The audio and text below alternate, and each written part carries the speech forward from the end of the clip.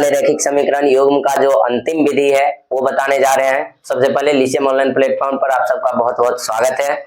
तो उम्मीद है कि आप लोग जो है सभी पिछला वीडियो देख लिए होंगे चैप्टर का, आलेखीय विधि से, प्रतिस्थापन विधि से, विलोपन विधि से, और तब आप लोग आए हैं कहाँ पे, वज्रगुणन विधि पर। तो चलिए एक बार देख लेते हैं इसको भी। बोर्ड एग्जाम में तो इंपॉर्टेंट क्वेश्चन है ही, बोर्ड एग्जाम के व्यू से पूछ ही लेता है कभी कभी कि वज्रगुणन विधि से बनाइए सवाल को। तो जब वज्रगुणन विधि से पूछ दिया तो उसको तो बनाना पड़ेगा। आप यदि विलोपन से या प्रतिस्थापन से बना देते हैं या कोई और विधि से, तो फिर आपको वहां पे नंबर देने का चांस नहीं बनता। यदि सही से कॉपी चेक हुआ तो फिर आपका नंबर वहां काटा जा सकता है। तो इसलिए सीख ही क्यों नहीं लेंगे अभी वज्रगुणन विधि से। बहुत ही आसान तरीका से आपको बता रहे हैं, फार्मूला नहीं भी याद है तो कोई दिक्कत नहीं है। ये जैसे एक समीकरण आपका समीकरण युग्म दिया हुआ 2x + 3y = 46 है और 3x + 5y = 74 है। अब यहाँ देखिए, तो इसको हम ये भी लिख सकते हैं ना, इसका व्यापक रूप पे कि 2x + 3y और माइनस कितना हो जाएगा, माइनस लिख सकते हैं इसको 46 बराबर कितना 0। और इस समीकरण को हम लिख सकते हैं 3x + 5y - 74 बराबर 0। यहाँ से देखिए कि आप यदि ऐसे भी है तो कोई दिक्कत नहीं और ऐसे भी है तो कोई दिक्कत नहीं, लेकिन फॉर्मेट थोड़ा सा चेंज होगा। जब ऐसे रहेगा समीकरण तो आप इसको वज्रगुणन विधि से जो हल कीजिएगा, तो वज्रगुणन विधि से देखिए हल करने का तरीका, वज्रगुणन विधि का ये फॉर्मेट आप लोग याद रखिएगा। जैसे आप लोग को हम निर्देशांक ज्यामिति में त्रिभुज का क्षेत्रफल के लिए बताए थे, उसी प्रकार से इसमें वज्रगुणन विधि का जो है ना टेक्निक याद रखिएगा कि x बट्टे, इसका फॉर्मेट ये आपको याद रखना है, बराबर y बट्टे और इधर -1 बट्टे। अब ध्यान रखिएगा यहाँ -1 कब आएगा और +1 कब आएगा, जब ये कांस्टेंट टर्म जो है, अचर पद जो है, जब ये RHS में होगा। जैसे देखिए बराबर की सेट है ना, तो यहाँ हम -1 लेंगे। क्या लेंगे? -1 लेंगे। और यहाँ पे हम इसको जो लिखे हैं, देखिए ये कांस्टेंट टर्म जो था इसको RHS से इधर ला लिए, LHS में ला लिए ना। तो अब जब फॉर्मेट बनाएंगे इस समीकरण के लिए, जब फॉर्मेट बनाएंगे तो x बट्टे y बट्टे और 1 बट्टे लिखेंगे। क्या लिखेंगे? 1 बट्टे लिखेंगे।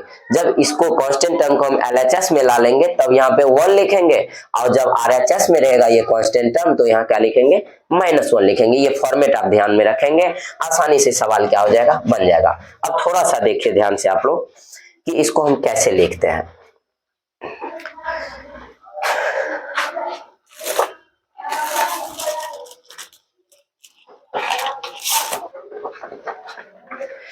चलिए ध्यान से देखिए,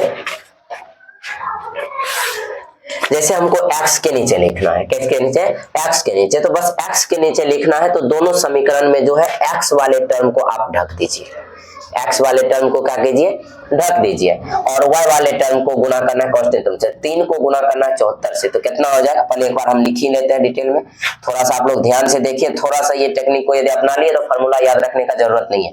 3 को मल्टीप्लाई के 74 से, इसको गुना करके और इसको गुना करके घटा देंगे। तो 3 × 74 माइनस हो जाएगा कितना? तो 5 × 46, 5 × 46। और ये ध्यान रखेंगे कि कहां से छोड़े, ऊपर से लिखना छोड़ा है ना, ऊपर से इसको गुना करके ना। अब यहाँ पे तो यहीं रुके रहिए, यहीं पे रुके रहना है। और कहाँ लिखना है हमको? y के नीचे जाना है। तो बस y वाले टर्म को आप ढक दीजिए, y वाले टर्म को ढक दिए। अब आपको कहाँ, यहाँ रुके थे ना, यहीं से चलिए। अब इसको गुना कीजिए, कितना? यहाँ पे देखिए कितना, 46 × 3, ये हो गया 46 × 3। अब माइनस करना है, 46 × 3 हो गया, माइनस कीजिए 2 × 74, 2 × 74 ये कर दिए। अब ध्यान देखिए, अब 2 × 74 तो जहां पे गए हैं वहीं पे 2 पर ही रुके रहिए, 2 पर रुके रहिए। और अब क्या करना है हमको? कांस्टेंट टर्म के नीचे लिखना है। तो बस आप कांस्टेंट टर्म पे पहुंचिए, कांस्टेंट टर्म को ढक दीजिए।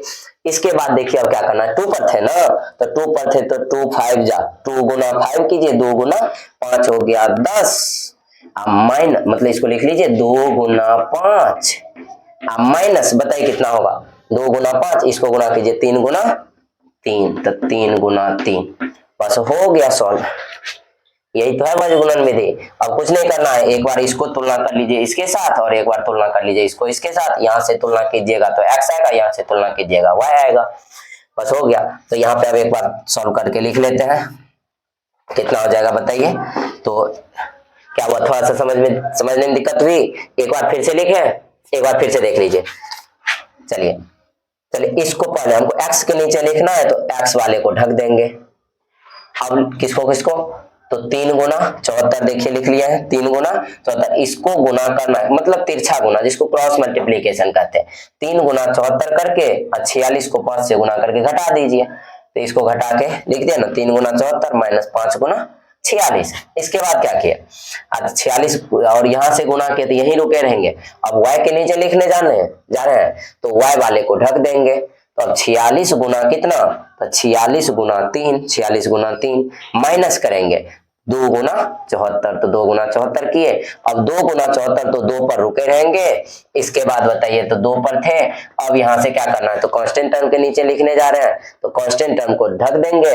2 गुना 5, 2 गुना 5 माइनस हो गया 3 गुना 3, बस हो गया। ये दो गुणन विधि से। अब यहाँ पे देखिए तो हो जाएगा x बटे कितना, 3 गुना 4, 4 तिया 12, 7 तिया 21, 1 22, 200,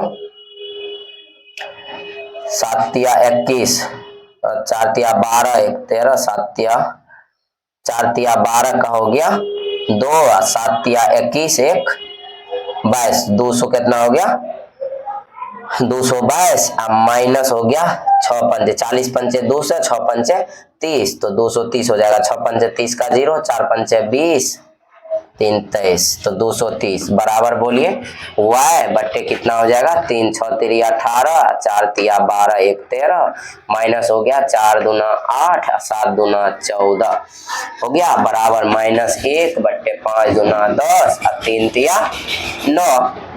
अब यहां से हम तुलना कर लेंगे, क्या करेंगे, तुलना करने पर। अब तुलना क्या करेंगे, तो यहाँ ये सब का सब बराबर है ना, तो x बट्टे कितना 222 में से 230, 222 माइनस 230 बराबर माइनस 1 बट्टे 10 में से 9 गया। एक स्टेप और लिख लीजिए, कितना होगा, x बट्टे बताए तो 222 में से 230 गया माइनस 8 बराबर y बट्टे कितना 38 10 48 माइनस में 10, अब माइनस 1 बट्टे कितना 1। चलिए अब यहाँ पे तुलना कर लेते हैं। अब यहाँ तुलना करेंगे, तुलना करने पर बताए, तुलना करने पे क्या होगा, तो x बट्टे कितना माइनस 8 बराबर माइनस 1 बट्टे 1, यहां से हो जाएगा कितना, तो x गुना कितना 1 बराबर x और माइनस 8 गुना माइनस 1 बराबर 8, तो x का मान हो गया 8। और इसी प्रकार से y बट्टे माइनस 10 बराबर हो जाएगा माइनस 1 बट्टे 1, बताइए कितना, तो y गुना 1 हो गया y बराबर माइनस 1 गुना माइनस 10 हो गया 10, तो x का मान हो गया कितना 8 और y का मान हो गया 10। इस प्रकार से देखिए वज्रगुणन विधि कितना आसान है। तो ये बनाने में तो आपको बहुत ही मतलब विलोपन विधि से भी कम स्टेप लेगा, लेकिन थोड़ा सा आपको यहाँ पर टेक्निक रखना, यहाँ पे थोड़ा सा भी आप मिस्टेक कीजिएगा तो फिर आंसर आपका गलत हो सकता है। तो इसलिए थोड़ा सा यदि कॉन्शियस रहेगा, कंसेप्ट को पकड़े रहिए और अपना जो बताए कि जहां पे आप छोड़िएगा वहीं से शुरू कीजिए, तो आपको माइनस प्लस का झंझट कभी नहीं आएगा। ठीक है, तो एक और क्वेश्चन लेके इस पे हम देखेंगे। और एक टेक्निक आपका यहाँ भी था कि ये जब कांस्टेंट टर्म RHS में रहेगा तो यहाँ -1 और जब LHS में रहेगा तो 1 रखना है। तो ये चीज भी आप लोग मिस्टेक नहीं कीजिएगा। बस ये 2 पॉइंट को यदि आप ध्यान में रखे हैं कि LHS को अधिक कांस्टेंट टर्म LHS में है कि RHS में, जब RHS में है तो -1 लेंगे, LHS में है तो 1 लेंगे, और जहां से गुना करना छोड़ेंगे और वहीं से फिर से गुना करेंगे। ठीक है, तो ये 2 पॉइंट को यदि आप पकड़े हैं तो फिर आसानी से आपको बन जाएगा और इसमें 5 नंबर आप ला सकते हैं आराम से, कोई दिक्कत नहीं है। चलिए एक और क्वेश्चन आपको इस पर लेकर के देखते हैं। चलिए तो एक और सवाल आपको लिए हैं वज्रगुणन विधि से, इसको भी बनाना है। दिया हुआ है px प्लस qy बराबर p माइनस q और qx माइनस py बराबर p प्लस q। इसको हम विलोपन विधि से बनाए हुए थे, आप लोग देखे होंगे, और आज इसको हम वज्रगुणन विधि से बनाते हैं। ठीक है, और बोर्ड में क्वेश्चन एक बार ही पूछा हुआ भी है। तो ये ने कहा था कि बजगुणन विधि से ही बनाइए, ठीक है, वो केवल कहा था कि हल कीजिए। तो चलिए इसको हम बनाते हैं अभी। तो आप लोग देखिए कैसे इसका बजगुणन विधि का जो है फॉर्मेट क्या है। तो वज्र गुणन विधि, तो वज्र गुणन विधि से इसको हम बनाते हैं। तो इसका फॉर्मेट आपको पता होगा, फॉर्मेट पता क्या होगा अभी तो बताए। तो अब देखिए, तो इसका फॉर्मेट है कि जब कांस्टेंट टर्म क्या था कि जब आरएचएस में रहता था तो ये लिखते थे x अपन y और -1 लेते थे। कांस्टेंट टर्म यदि आरएचएस में रहता था तो -1, एलएचएस में रहता है तो 1 लेते हैं, ठीक है। तब माइनस प्लस का झंझट नहीं आएगा, नहीं तो बाद में आपका माइनस प्लस का झंझट आ जाएगा। तो अब यहाँ देखिए, तो बोले थे कि x के नीचे जब लिखने लगना ना तो x को ढक देना, यही बोले थे कि x के नीचे जब लिखने लगना तो x वाला को ढक देना है और फिर मल्टीप्लाई करो। तो अब q को गुना करेंगे इससे, तो हो जाएगा q into P plus Q. अब माइनस बताइए कितना होगा, क्या हो जाएगा, q into P plus Q. अब माइनस इसको गुना करेंगे और इसको घटाएंगे। अब बताइए p minus Q into minus P है, तो अब बताइए ये फॉर्मूला का ये माइनस क्या हो जाएगा, ये माइनस हो जाएगा प्लस, हो जाएगा p into P minus Q, हो जाएगा ना। अब ये प्लस क्यों हुआ पता चला ना, माइनस करते हैं लेकिन ये माइनस इसको क्या किया, ये माइनस इसको प्लस कर दिया यहाँ के साइन को। अब क्या करेंगे, तो जब y के नीचे लिखेंगे, यहीं रुके रहिए, इसी स्टेशन पे अभी रुके रहना आपको। फिर अब y के नीचे लिखना है तो y को ढक दीजिए, y वाले टर्म को ढक दीजिए और फिर लिखिए। अब इसको गुना कीजिए तो क्या हो जाएगा, q into P minus Q into P minus Q. अब माइनस क्या हो जाएगा, p into P plus Q. और फिर अब क्या लिखना है, तो यहीं रुके रहिए, इस स्टेशन पे आ गए हैं। अब चलिए, तो अभी स्टेशन पे पहुंचे हैं, यहाँ से चले आए। तो अब क्या करना है, तो यहाँ से अब कांस्टेंट टर्म के नीचे लिखने जाना है, इसको ढक दीजिए। अब क्या करना है, तो p से इसको गुना कीजिए, तो p गुना p हो जाएगा, माइनस है या माइनस है तो हो जाएगा माइनस में p स्क्वायर। और बताइए अब फॉर्मूला का माइनस, q गुना q हो जाएगा q स्क्वायर, हो गया वज्र गुणन विधि। चलिए, तो अब यहाँ पे देखिए इसको क्या करना है, तो x बट्टे ये हो गया q into P plus Q, ऐसा कीजिए इसको गुना कर लेते हैं। तो क्या हो जाएगा, पी क्यू प्लस हो जाएगा क्यू स्क्वायर प्लस हो जाएगा पी स्क्वायर माइनस हो जाएगा पी क्यू बराबर हो जाएगा y बट्टे कितना, पी क्यू माइनस में हो जाएगा क्यू स्क्वायर माइनस में हो जाएगा P square minus plus minus हो जाएगा पी क्यू बराबर बताइए -1। यहाँ से ऐसा करते हैं, माइनस कॉमन लेते हैं तो हो जाएगा P square plus Q square, minus से माइनस मर गया। अब बताइए क्या बचेगा, यही पी क्यू माइनस में है, प्लस में है, कैंसिल, x बट्टे कितना, तो इसको लिख लेते हैं हम P square plus Q square बराबर बोलिए y बट्टे, यहाँ से भी देखिए पी क्यू से पी क्यू जाएगा, y बट्टे हो जाएगा, यहाँ दोनों माइनस कॉमन ले लेते हैं तो हो जाएगा P square plus Q square बराबर हो गया, माइनस तो गया 1 बट्टे P square plus Q square. तो चलिए अब इसका हम तुलना कर लेते हैं। तो यहाँ लिखेंगे तुलना करने पर बताइए कितना है, तो x बट्टे आ गया P square plus Q square बराबर कांस्टेंट टर्म से तुलना कीजिए 1 बट्टे कितना, 1 बट्टे P square plus Q square और यहाँ हो जाएगा y बट्टे कितना आया है, माइनस में P square plus Q square बराबर 1 बट्टे P square plus Q square.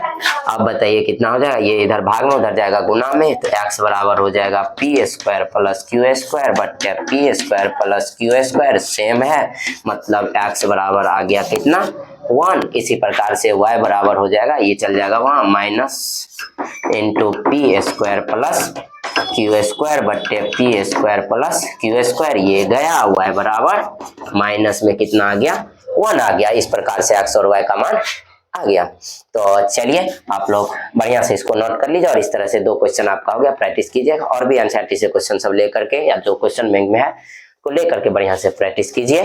अब आपको इसमें क्या बच गया है, तो वज्रगुणन विधि से भी हो ही गया। कुछ क्वेश्चन सब एक दो और देखेंगे, इसके बाद आएंगे नेक्स्ट चैप्टर पे। चलिए धन्यवाद।